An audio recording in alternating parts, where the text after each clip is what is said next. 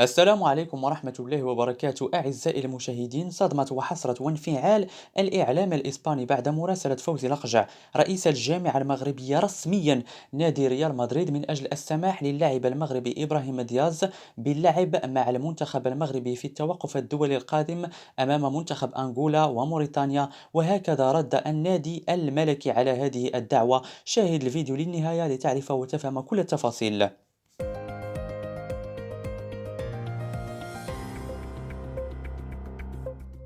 ولكن لا تبخل علينا عزيزي المشاهد بالضغط على زر اللايك والاشتراك في القناة ليصل هذا الفيديو للجميع ويصلك كل جديد.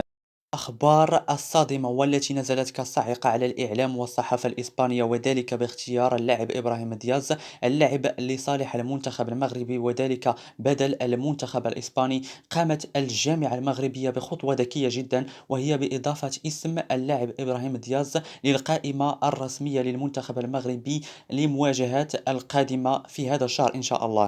بل ولم تتوقف الجامعة المغربية لهذا الحد، بل قامت بمراسلة النادي الملكي نادي ريال مدريد من أجل السماح للاعب إبراهيم دياز خلال التوقف الدولي القادم باللعب ضد منتخب أنغولا ومنتخب موريتانيا في هذا الشهر. ولكن المفاجأة أن النادي الملكي لم يعارض هذا الشيء، وقال أن القرار يعود للاعب نفسه، للاعب إبراهيم دياز، ولا يمكنه أن يمنعه من اللعب للمنتخب المغربي.